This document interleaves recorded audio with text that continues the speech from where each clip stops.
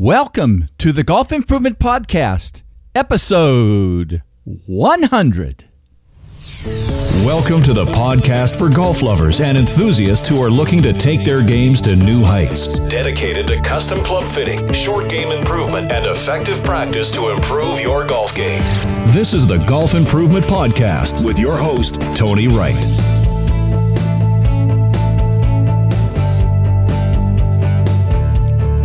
Hello, this is Tony Wright from Game Improvement Golf in Oak Ridge, Tennessee with the Golf Improvement Podcast, dedicated to sharing useful information on custom club fitting, short game improvement, and effective practice techniques, bringing you the custom club fitting experience of your life and lower scores always. Yes, this is episode 100 of the Golf Improvement Podcast. But what is really great about this episode is the content. Putting guru David Orr is back with me, and the stories and information he shares in this interview are well worth listening to for golfers and putting instructors. So enjoy this interview with David Orr.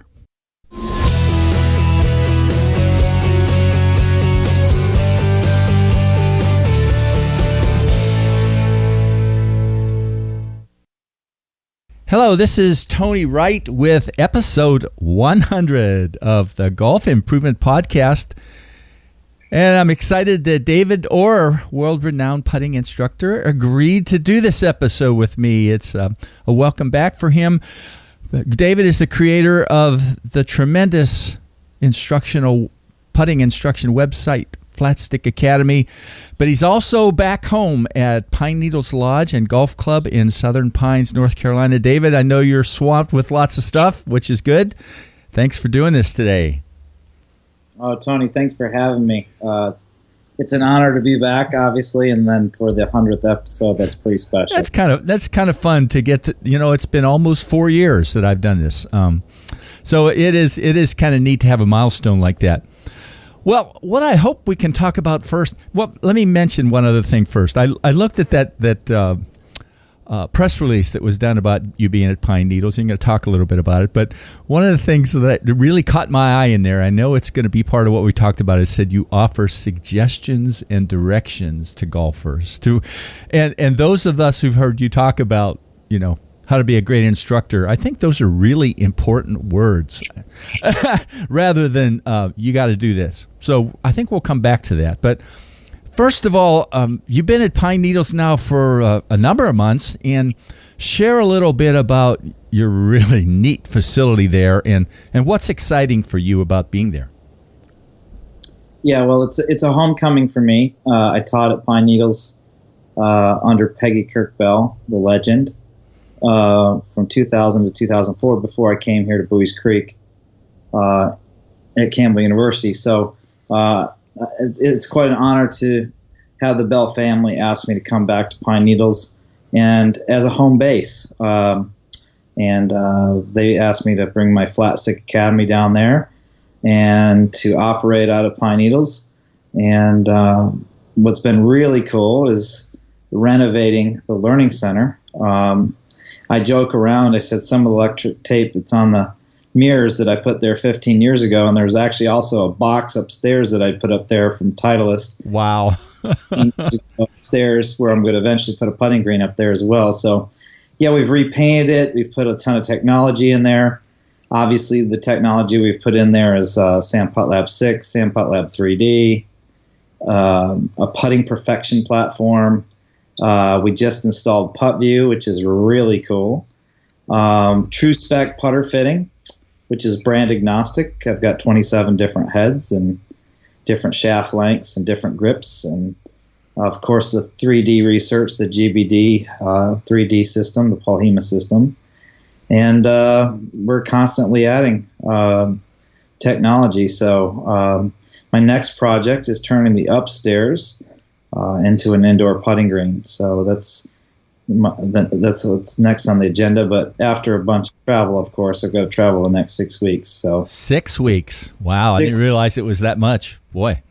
Yeah, 6 weeks in a row. And then I'm home for a couple weeks and then a little more travel. So looking forward to it. Well, I'm sure it's great stuff. One of the things I drove through the blizzard to get to the flat stick class in December, which was kind of crazy. But, one of the things you kind of started off there, and the topic for today is a lot on the mental side of putting and putting instruction, okay? And you talked about almost all golfers who come to you have what you call the Scooby-Doo story, which I thought was the fascinating way to characterize it. Can you talk a little bit about what that is and why you believe that tends to be a consistent story when you see people? Yeah, so my friend Christopher Smith out in Oregon said to me one time, he said, it's always an inside job. And what he was meaning is mentally what we think, emotionally what we feel, and then neurologically how we move. And that's one of the little Diorisms that I borrowed from Christopher, is that it's always an inside job. And one of the things that I've been very fortunate, I'm not a mental coach or sports psychiatrist or a neurologist, and I'm not going to pretend to be, but after teaching out on tour for almost 10 years, I've been around some of the best mental coaches, and I've picked up a lot from them. And, it occurred to me that the narrative, how people talk about their putting, is so different between great putters, good putters, and poor putters. I've spent a lot of practice rounds with Luke Donald because his former caddy was best friends with Justin Rose's caddy, Mark Fulcher, or Fooch, as he's known by. And it would be interesting how, Luke would talk about his putting, and it was almost never a negative, never really anything negative, and it was actually really more objective rather than subjective. And and one of the things I also noticed about doing practice round with Brad Faxon, another great putter, very objective about his putting. So what's interesting is great putters, they don't make up these stories or this narrative like it's a mystery, and it got me thinking about Scooby-Doo, which, being a Generation Xer, I watch Scooby-Doo every week, waiting for the next episode, and it didn't occur to me till I was 49 years old that basically the plot's the same. And here I was expecting it was completely a new episode. So, with players that come to me, it's typically what I call a Scooby-Doo mystery. To them, their poor putting's a mystery, but yet they're running through the same mental, emotional, and neurological pattern. They change their putter, and then if they don't change their putter, they change the grip on their putter, or they change how they're holding the putter, or they change their setup, or they change their stroke, or they change their coach, thinking that it's like this mystery. And so what's interesting is, players that I see have a very similar pattern of thinking, a very similar pattern of feels, and obviously pattern of movement. And everybody's movement pattern is slightly different. That's based on the 3D data that I shared with you in December. So that's called the Scooby-Doo mystery, is everybody thinks that there's some little magic pill or there's some little secret, when what they're really doing is they tend to run a pattern of how they react to the poor putting, and they make up this narrative of like, oh, I hit 17 greens today, and I had 37 putts, but I'm good inside of 5 feet. And I'm just sitting here going, wait a minute, something doesn't make sense. So putting is definitely, in my opinion, an inside job, and it's very important to listen to the narrative of players. I've got a couple players, as you know, on the PGA Tour, a couple on the LPGA Tour, a couple on the web.com. And it's interesting. Sometimes you have to kind of almost have them rewrite their story, because sometimes they can get in that habit of just, you miss one 3-footer, and next thing you know, that one caused you to miss another one, and those two caused you a 3-putt again. And it's like cyclical. So, I always start every lesson trying to assess mentally where my player is at with their putting, and also, how do they think and how they feel about putting, and then I start to study and understand their movement pattern. So, definitely, mental state is number one with me, and I like to stress my students, because sometimes it's different when they're comfortable with their coach or their caddy or their friends. they putt fine, but I like to put a little stress on them right off the bat. I put them on the putting green right outside the pro shop with the Rolex clock there, and right in front of everybody teeing off on one. So I want people to be a little bit stressed so I can kind of see what's on the inside. Do you think some of them sort of have that story because of sort of the environment about where they see? I mean, they read all the magazines, it must be this way, it must be that way to putt, and all those kind of things that they're bombarded with 10 million different explanations for, what's going to get them to be a great putter or... Well, I agree with that, and I think it's a coping mechanism. Let's just face it. Okay. Golf's a hard game, okay? And if you don't practice and play a lot, and I specify play a lot, golf's going to be a mystery to you. And it's, I was talking to Jason Day's coach, Colin Swatton, down at Coach Camp. I said, Colin, how much does Jay Day practice his putting in a week? And he looked at me and he goes, about 15 to 20 hours a week. I'm like, are you serious? And he goes, yeah. And then obviously Cameron McCormick was there, and I said, gave Cameron the same question. I said, Cameron, does Jordan practice as much as Jay Day, 15 to 20 hours a week? He goes, oh, no, he doesn't practice that much. He practices about 10 to 15 hours a week. And then you ask that question. I always ask the question when I'm at seminars and conferences and stuff. I say, how much do you practice your putting this week? And the most popular answer is none, or just before I tee off on the first hole. So people wonder why they struggle with putting. It's something that looks simple but requires a tremendous amount of time and energy. And these guys love to putt. When you love something, you invest a lot of energy and time in it. And I think the average golfer just kind of looks at putting as, well, I either got it today or I don't. And if they have it, then they're confident because they're basing their confidence off of circumstances as opposed to off of hard work where it's earned. And a lot of people haven't earned the right to play well, in my opinion. I know that rubs some of my players the wrong way, but I'm like, hey, have you earned the right to be confident, over the putt?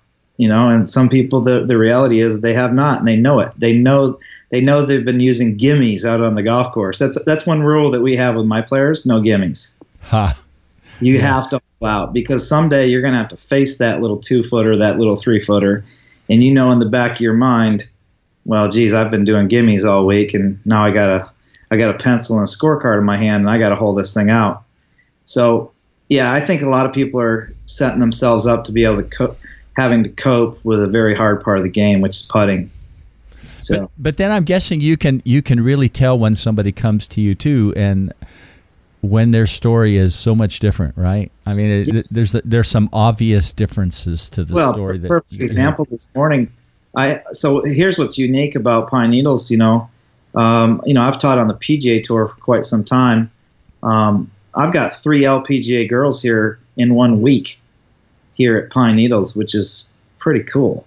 Oh yeah. And, I gave a lesson to one of them this morning, and it was one of your favorite type students.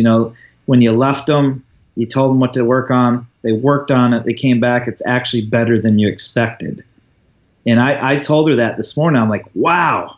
I said, Britt, you look amazing. I mean, you actually got it. She goes, yeah, I thought about it. I worked really hard on it. I spent a lot of time on it.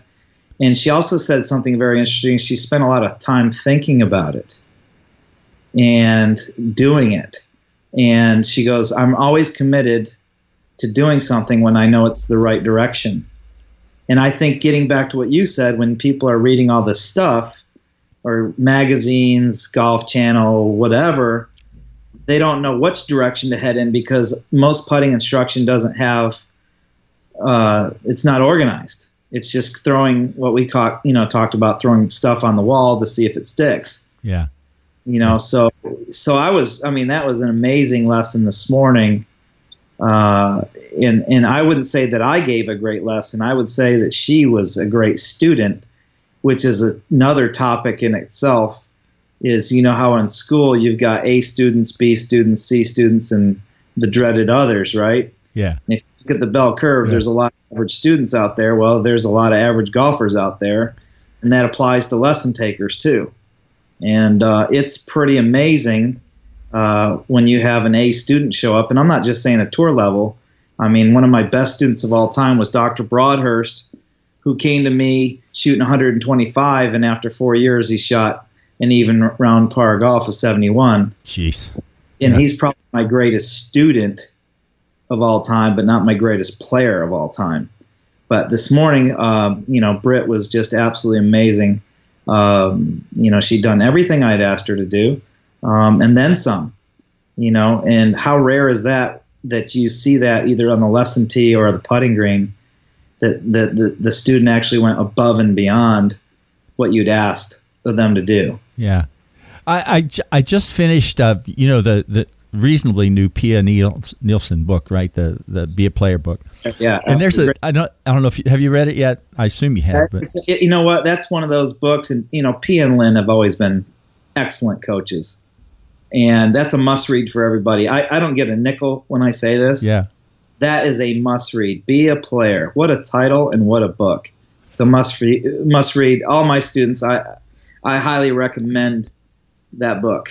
And what's interesting is when I read the book, man, I could really relate, connect the dots through my own playing history back in the day of things that I did well and things that I didn't know that I was doing well and things that I did wrong. It's just such a great book. But go ahead and. But the thing that grabbed me, there was a little piece of it. One of the chapters was about I haven't done this yet, exactly. And that philosophy just. I thought that was such a fabulous philosophy, because that's such a positive philosophy, and I'm sure that's the philosophy that the person that you're talking about had, right? That just absolutely resonated with me. Well, let's switch a little bit from the player end to the instructor end, okay? Because I also view the discussion of things being an inside job as being relevant to instructors. You talked a lot about your journey at the last flat stick class, about how important it is for how you work with people. And I think, just sort of throwing things, like you said, throwing things out there to people is really not the way to do it. Maybe a little bit of discussion on that end too for instructors out there. Well, I think instructors need to understand that every player is a little bit different. And you need to listen to what the player, what they're there for. They're there for a reason. I cannot tell you the number of people that have come in and I put them on the Sam Putt Lab on a dead straight level putt, and they're a rock star, right? Yeah. And their stroke looks great on a straight putt. And what you need to understand is that the player's there for a reason. And it might be something other than the stroke, or it might be maybe their stroke adapts a little bit and changes to the environment on a right to left putt or left to right putt or going from Bermuda to bent or, whatever. But you got to understand your player's there for a reason. So you need to listen to their story. Then you have to evaluate their skill. We talk about that. Evaluate their green rating, evaluate their ability to adapt to different stimps, and then how good are they at hitting the line, so on and so forth. Where do they have an aim bias of some sort? But, I need to, my job is to diagnose accurately as possible. That's why we never guess when we can measure with technology, and almost like help self-organize. I think a lot of players, that's what they're looking for, is they got all these random thoughts like clouds in the sky. Yeah. And they're trying to get self-organized. And that's part of my job as a coach, is to help self-organize this player's mind so they're clear on what they're working on. I got one of my best LPGA players. She's won a couple times, a couple majors. And, with her, it's just clarity. Just give her some clarity and some direction.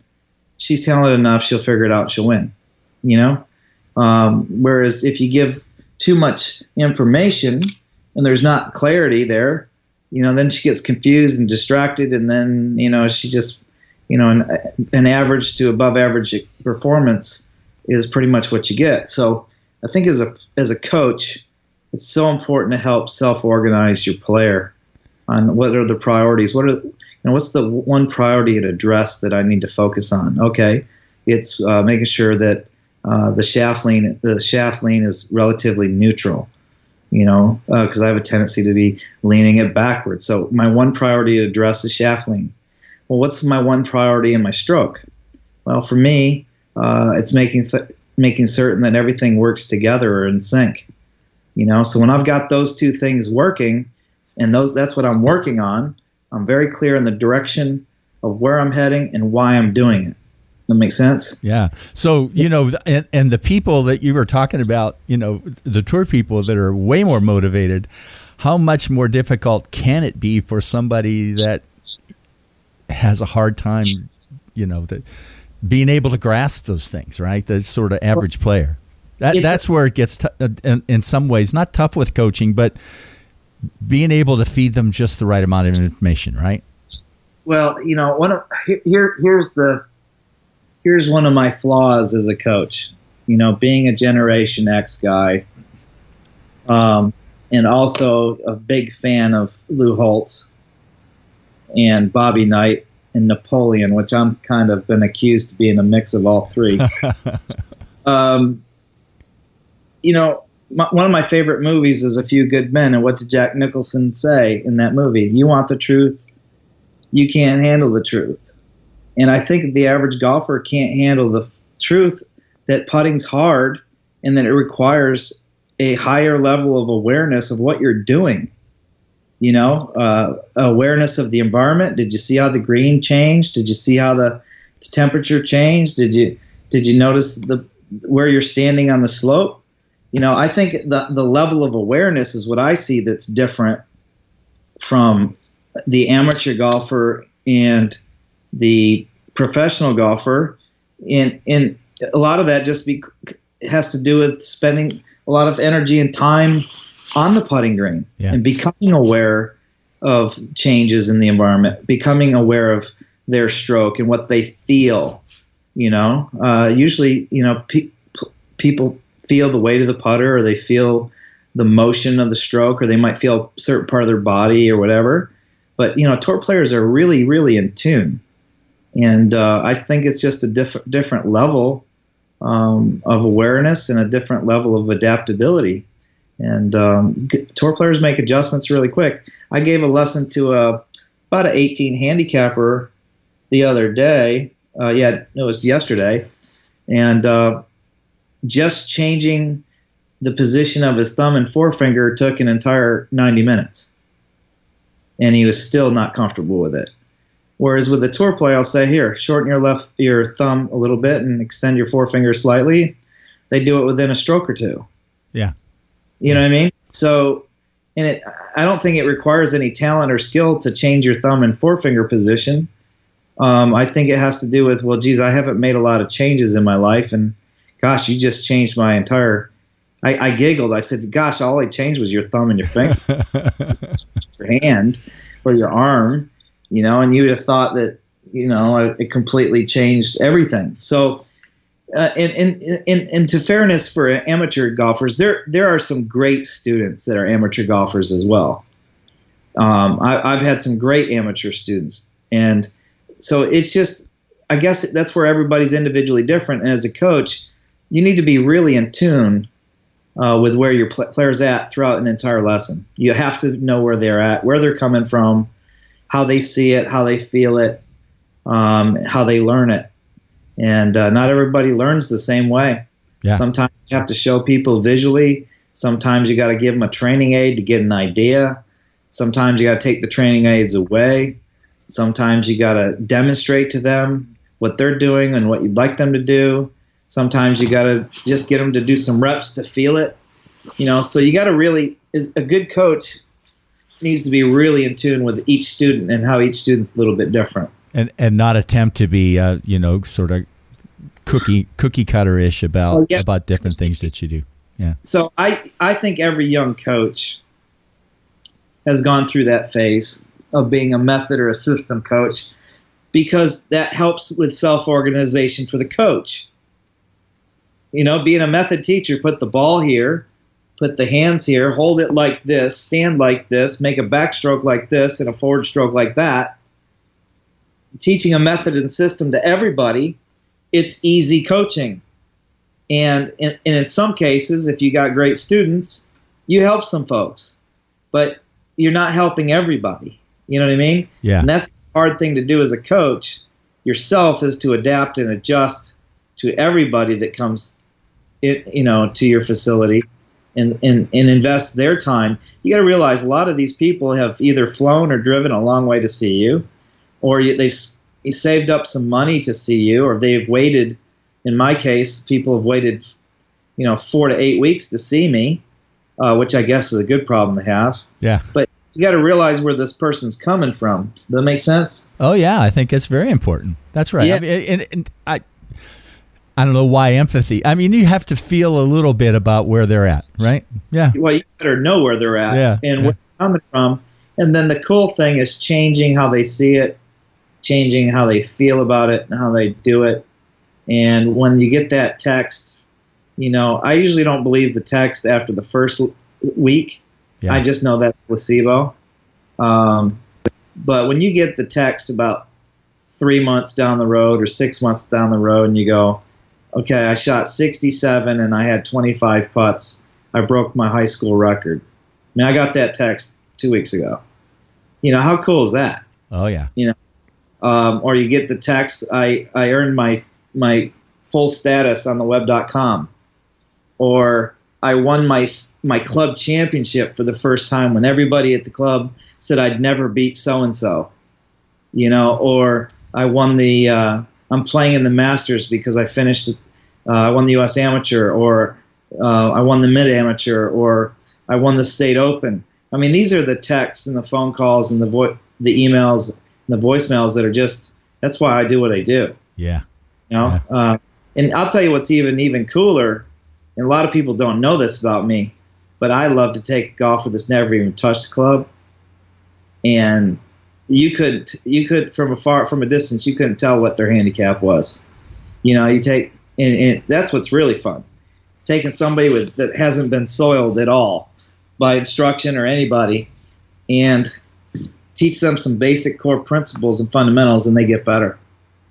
That's what's really fun. Yeah. So, yeah, anyway, go ahead. Next question. Well, yeah, next question. Well, you promised you were going to talk about the next question a little bit on the Facebook page, and that was the post that you made about the golfer you worked with who had the yips. And when you were asked, what'd you do, you said, well, listen to Tony's podcast. So I thought that was kind of fun. So talk a little bit about that particular person, if you would, okay? Yeah, so this gentleman, really awesome guy, flew in from Houston to North Carolina to see me here at Pine Needles, and, 2 handicap. And most people, when they say to me they're a 2 handicap, which means they're really a 5 or a 6. Yeah. Because your handicap's really based on where you play, and how often you play and how hard the golf course is and so on and so forth. So, a 2 at Pine Valley or Seminole is different than a 2 at Pine Bur Golf Club, Sure. So, but anyway, really super guy. And he says to me, he brought a right-handed putter and a left-handed putter. Well, there's a story right off the bat, right? And he said, you got to tell me which way I need to putt. And when the person says, I got to tell them how to putt, I know I'm in for a very rough day. Because that's just not how it works. Because I can make suggestions or recommendations, but I'm not going to tell anybody how to putt. Matter of fact, I use what's called a discovery-based model of learning, and that's really rare. And most good coaches use a discovery-based learning, but most people are told what to do. Just like you got to go to kindergarten, first grade, second grade, third grade, yada, yada, yada. They're told what to do. I don't do that anymore. That's not an effective way of coaching for me. And that's why when people come to Flat Stick Academy, they're like looking for being told how to putt. It's like, you're not going to find it here because this is a discovery-based website. Well, they're not going to learn really if you do that too. It's not going to take. It's not going to take. That's my take on that too. Exactly. So this guy comes and he says to me, he goes, I got him. I said, what's that? He goes, I got him. I said, what do you mean? He goes, I got the twitches. And so he's he starts with his left-handed putter because he's naturally left-handed playing on that side of the golf ball, and he starts off with the claw, which is usually my go-to for people that struggle because it's so easy to use the claw to keep the club in the plane. And so let's talk about, there's different types of yips, okay? So you've got rotational yips, which would be any handling or twisting around the shaft. And it shows up on the rotation page of a Sam Putt Lab. It looks like spaghetti noodles, right? Yeah, right. So, and that's what I had posted. You saw as graphs there was a lot of rotational jerk or changes in rotational accelerations. And it shows up as a jerky motion. And you can usually see it, usually caused by the trail wrist and the trail forearm, usually. But what's interesting with this guy is he had yips in both hands. Oh. He had them in both the lead and the trail hand, and he had it both in the lead and trail forearm. So I sat there and go, oh my goodness, does this guy have focal dystonia, which is literally a neurological block? Yeah. You know? Yeah. There's an involuntary spasm, so then there's nothing I can do about it. You know what I mean? You know, I'm not a neurologist. You know, I don't pretend to be one, and I'm not a brain expert and don't pretend to be one. But I've known enough. I've had a lot of experience dealing with people like this, and also being around like Fran Pirazzolo, he's a neuroscientist. So I knew in my mind that, okay, this guy's got possible focal dystonia, and it's a neurological thing. So I've got to change the orientation of the hands and the arms some way. I've got to make a change. So to the brain that it's a brand new one. Do you know what I mean? So it's a brand new movement pattern, right? It's a brand new way of making the ball roll and creating speed and such. Yeah, all that good stuff. So in my brain, I'm sitting there going, okay, you got to create a new pattern for the brain. Well, what's interesting is no matter which way he held it, whether it was claw, conventional, or lead hand low, he yipped it. So now I'm sitting there going, oh my God. I said, okay, so changing the orientation of the grip is not going to work. So what's interesting is I kept looking at his thumb and his forefingers on both hands. And I'm sitting there going, okay, how can I create opposing forces between the lead hand and the trail hand? I said, okay, we're going to go claw, and we're going to take the lead forefinger and put it down the shaft, just like you're told not to do with the trail hand, right? Yeah. So he's got a short left thumb and left index finger on the lead side of the shaft, straight down the axis of the shaft. And then I take the right thumb, make it short and flexed, and I take the right index finger and put it down the shaft. So now we got both index fingers going down the shaft on each opposing side of the club. He makes a stroke, and guess what happened? No yip. Visibly. And he can feel it immediately, right? Oh, yes. And he said to me, he goes, okay, it's gone. I said, no, it's not gone. It's in remission. And then I immediately pulled out the Sam Putt Lab 6, and this is why I think people need to upgrade to Sam Putt Lab 6. Because there's some parameters on there that haven't been in the older versions. You know, it measures jerk. So what's interesting is I measured him previously. He had 1,300 degrees per second of rotational acceleration changes, or jerk. Yeah. And then I put him with these fingers down the side of the shaft, and he goes down to under 300 degrees per second. And it looks like a relatively smooth graph. And I said, okay, now let's put the lead index finger down the side of the shaft. Let's put the middle finger of the trail hand on the side of the shaft. So those are opposing forces. And let's put the index finger toward the top. So it's like Adam Scott's claw version. Yeah. I call it bunny ears or the peace sign. So index finger down the lead side, middle finger down the trail side, makes a stroke, and it was 200 degrees per second, almost as smooth as you can humanly get it. And we kept hitting putts like this, and you would have thought I broke the chains. I mean, this guy carrying some serious weight on his shoulders, like huge boulders. because it was really giving him trouble that he just had the yips. What's funny is making putts with the yips. And I said to him previously, I said, you might have to make putts with the yips. But when he left there, it was amazing the freedom that this guy had. And I said to myself, in the 26 years of coaching, that's got to be one of my top 10 lessons of all time. And I didn't cure the yips. They're still there. That's one thing I told him. I said, look, your yips are not cured.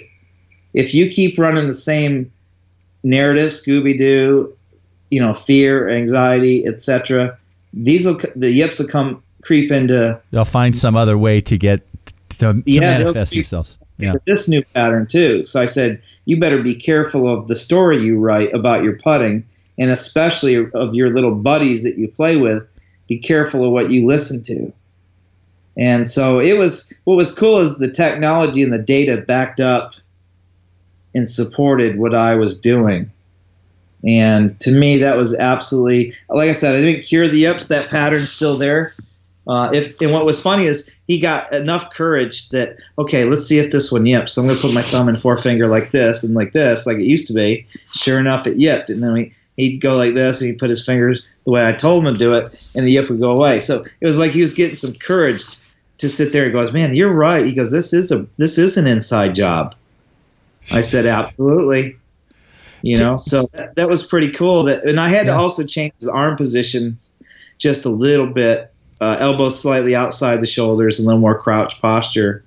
But to the brain, it was like, I've never done this before.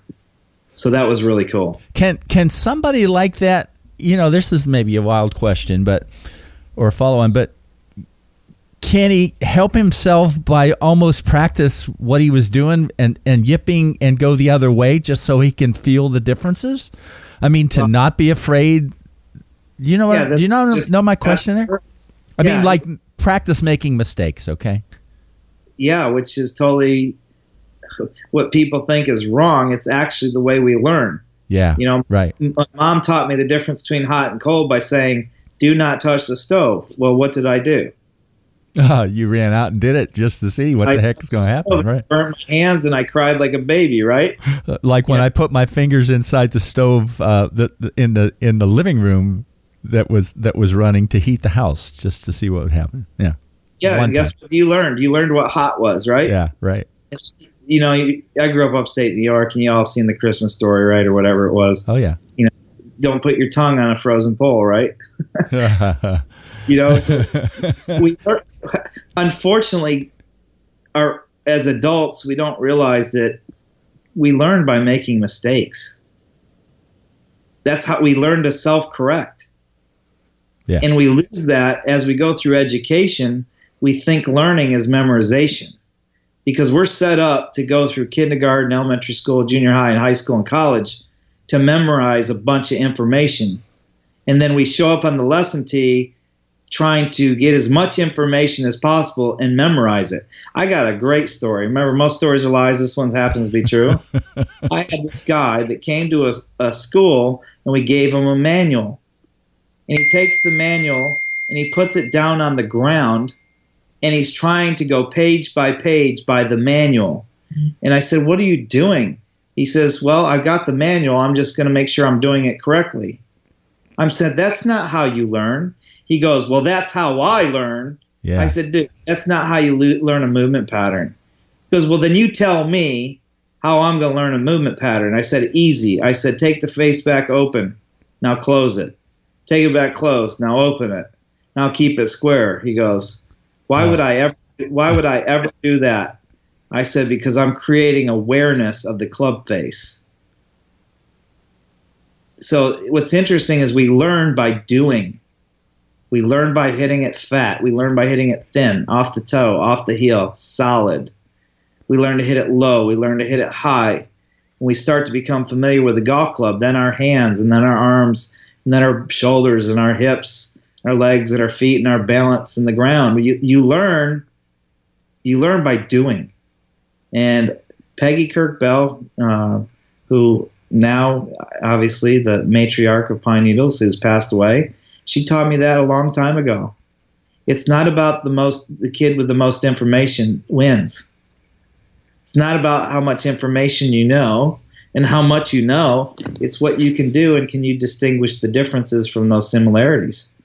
And so I mean, people don't have to agree with my way of thinking, but I've been in this teaching business in golf for 26 years, and I've been in the education business at a university for 14 years.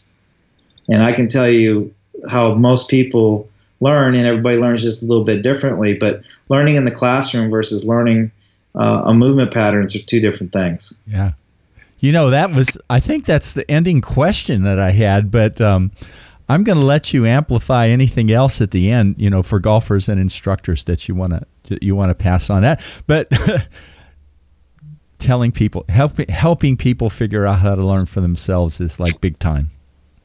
Yeah, and I also learned that too. I worked a year for Michael Hebron, who's a great master professional and also a great student of learning. A lot of his books, golf books, are about learning. And, we innately know how to learn. It's just we get really distracted by this academic model. And here I'm one that I teach 4 classes this semester at the university. And I tell my kids all the time, you don't know this material until you do it. You can read you read the text on that black and white right there, but you don't know it until you do it. That's one of the problems with the Campbell PGM kids that we train, is they're so well versed in the knowledge. Like, here at Campbell, we teach kids what a TrackMan is and what Sandpot Lab is and how to turn it on and how to look at the numbers and look at the golf swing and how to give a lesson.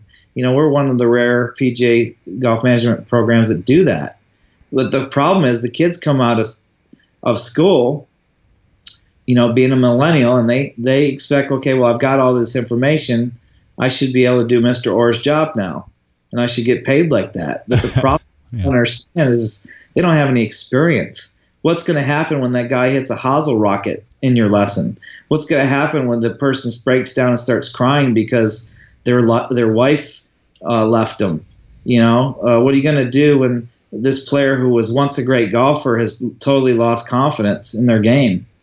What are you going to do with the Walter Mitty type that shows up on your tee and says, I'm going to play on the PGA Tour, and they've only been playing golf for 2 years, but they've got a bank full of money?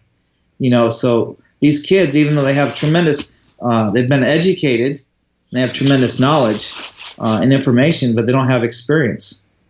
And it gets back to what we were talking about with putting is, you can go take a putting lesson, you can go to a putting school, but if you're going to invest zero amount of time or just enough time before you tee off, and then you're going to decide after hole 2 whether it sticks or not, or you're going to switch putters or change your grip mid-round or putt with your eyes closed on the back 9, I mean, you're just not a very good student, to be honest with you. Yeah, That's what the real problem is. Some of the things you described were the same when I went to engineering school, about 40 years ago, too. I mean, I had a lot of book learning, but it took a long time to really understand how to work with people and make things happen. So. Yeah, I mean, one of my junior golfers went to there's not a full ride, it's an appointment at the Naval Academy and played on the golf team at the Naval Academy and got a 3.9 grade point average. He had 1B in 4 years at Annapolis in electrical engineering. And then the Navy sends him out to Stanford to get a master's in nuclear engineering, and now he's a golfer on a sub, which makes no sense whatsoever. That's different. Right, but we talk because we share the same birthday, and we talked on our birthdays, and he's like, Mr. Orr, I have all this knowledge, but now I got to get out there on the sub, and I got to go out there for 6 to 9 months and put this into practical application. And I see this right now as a trend, and this is why my website's a little bit different, and I don't think the public's ready for it. I think it's about 10 to 15 years ahead of its time. It's not about how-to information. I think people go on these websites and, okay, I'm going to learn how to putt or learn how to swing. They can go on YouTube or they can go on, different subscription sites or whatever, and they think they're going to learn because we live in a how-to society right now. Yeah. You know what I mean? It's like the other day we put together a whiteboard, and my wife's sitting there going, "There's no directions." I said, "Well, wait a minute. What kind of whiteboard is that?" Okay, let me plug it into YouTube, and there's a step-by-step process of putting the whiteboard together. So we have this society that's a how-to information society, but that's really not how you learn to play golf. You got to get out and do it. And it'd be great if you have a great coach that gives you accurate information, that gives you good self-organizational skills, and that is really good at training you how to move differently. And it's amazing to me how the average golfer who's not used to taking lessons, doesn't practice, they struggle with instruction. And they have very little awareness of where the club's going or what it's doing. They have very little awareness of their body. And I almost feel like sometimes a lot of the lessons I give, it's just creating that awareness. It's like, oh, wow, that's what an open club face feels like? Okay, now I know why my ball goes to the right. Okay, oh, that's what a closed one feels like? Okay, now I know why the ball goes left. And then they go, oh, man, hitting it square is hard. I'm like, well, it's not hard. It's consciously hard to do. But through some training down a chalk line or a laser line or ball gates, the brain can learn a square club face, if you put some time and energy into it and use a lot of feedback. And that's what I see with the tour players. I mean, tour players, you get them on that putting perfection platform, Tony, dead level putt. Bang. I mean, they're rock stars. I had that one college kid made 102 in a row from 10 feet. But the problem was as soon as I changed the environment, 2% slope went right to left. The best he could do was 7 in a row. So anyway, I just think that how-to information, we're in a how-to society, but that golf, learning how to play golf step by step is a very long and laborious process. But creating awareness is golden, isn't it? Right? Helping people create awareness so they can learn as much as possible themselves and make it happen. Well, without sounding like a Far Eastern guru or Tibetan monk, people don't realize that awareness is always there. We have awareness. We're just at different levels of it, right? Yeah. What was the parable that somebody shared with me? The sky is always there. It's blue. It's always there. But it's even there on a cloudy day, and the clouds represent thought or whatever. So headspace. That's in the Headspace meditation. He talks about it all the time. Yeah. So our feel, which is awareness, it's always there. It's just we get distracted by too many thoughts. You know how many times players have said, "Gosh, quit thinking about your swing so much and just swing." Yeah. Well, what they're saying is quit thinking so much and just become aware of your motion and feel it and play it and hit the shot, right? Yeah. That's what they're really saying. So I think a lot of players, when they do the how-to approach, they're very vulnerable to thinking too much. And then when they think too much, then they're not clear, and then the system just goes into freeze mode, and they look like machines or robots trying to swing a golf club. But this has been a great journey teaching golf, and putting just happens to be something that I've been very fortunate to help some people.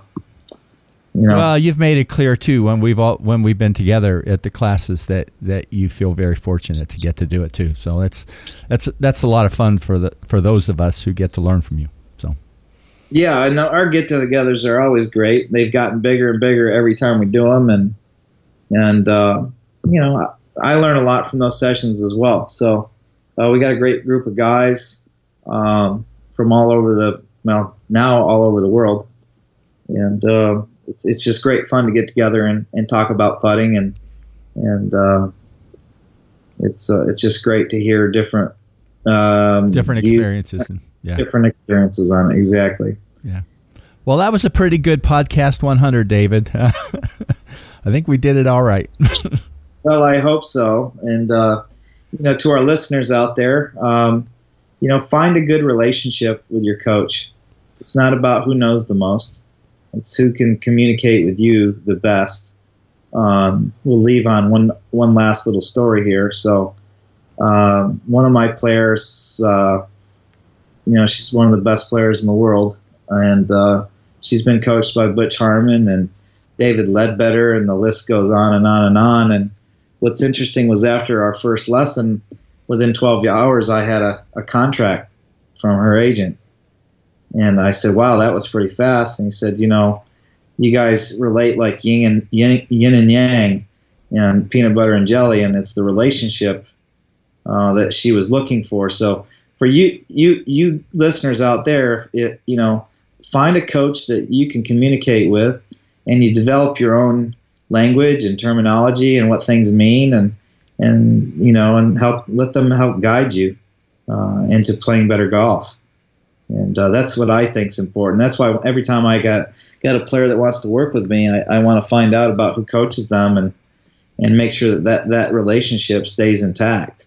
Yeah. I think changing coaches all the time and is I know a lot of players on tour like to hear what everybody has to say, so they jump from coach to coach to coach, and then they wonder why they're lost. Yeah. Yeah, they don't have that relationship that they really need. Yeah. Well, look at Cameron McCormick and Jordan Spieth. Yeah, they're doing pretty well together. They're doing pretty well together, and they've always been together.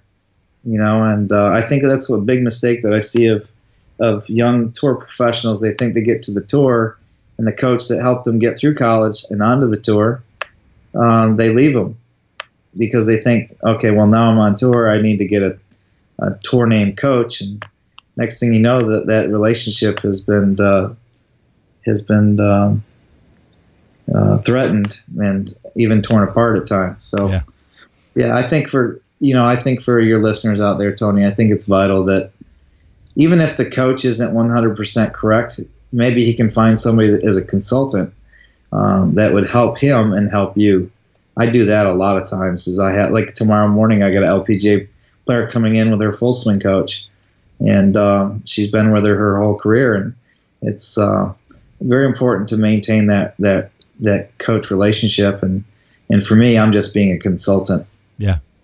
So, and then you're off to Italy. So yeah, I'm off to Italy Friday, and when I get back, I go to Palm Springs, and Phoenix, and after Phoenix, I go to Winnipeg, and after Winnipeg, I go to Palm Springs, and after Palm Springs, I go to New York City, Kiowa, and then Morocco, hopefully. Morocco sounds fun. Morocco, yeah, that'll be interesting. That'll be a lot of work if I get that gig. So it's still in negotiation right now, but I'm very fortunate to, golf has given me a life I never could afford. I get to go to a lot of places, see a lot of things, meet a lot of people, and that's why the game of golf is so great. Yeah. So. Well, David, I'm going to, as we did the last time, well, first of all, thanks for doing this. It's been a fascinating discussion today with a lot of good things for golfers and instructors. I'll put links in the show notes about how to get in touch with you at Pine Needles, and I know you're creating some really unique opportunities for people who want to go there to see you, but also to Flat Stick, which is a terrific source of learning for people.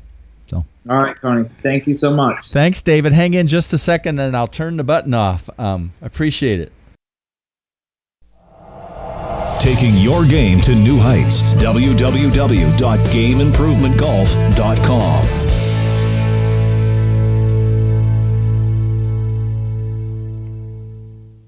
Well, David, again, thanks for your willingness to share so much interesting and valuable information with golfers and putting instructors today. I put links in the show notes to how you can find David at his new location at Pine Needles in North Carolina, to the terrific Flat Stick Academy putting improvement website, and also to finding a Flat Stick certified instructor near to you. And yes, I'm the only Flat Stick certified instructor in East Tennessee. I've also included links to a few other things that were mentioned during the interview, the book Be a Player, and also to the Headspace meditation site. Well, in closing today, it is extremely special to be here at episode 100. I learned so much from everybody that I've gotten to interview, and I know you listeners have too, from the terrific people I've been able to talk to over these past 4 years.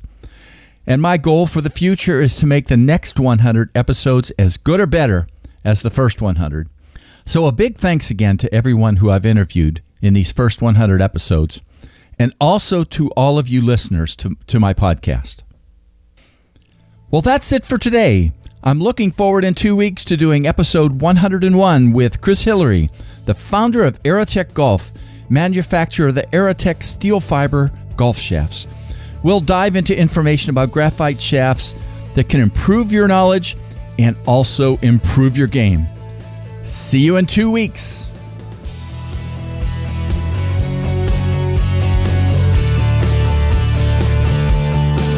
Game Improvement Golf, your source of information and inspiration to become an exceptional golfer now. www.gameimprovementgolf.com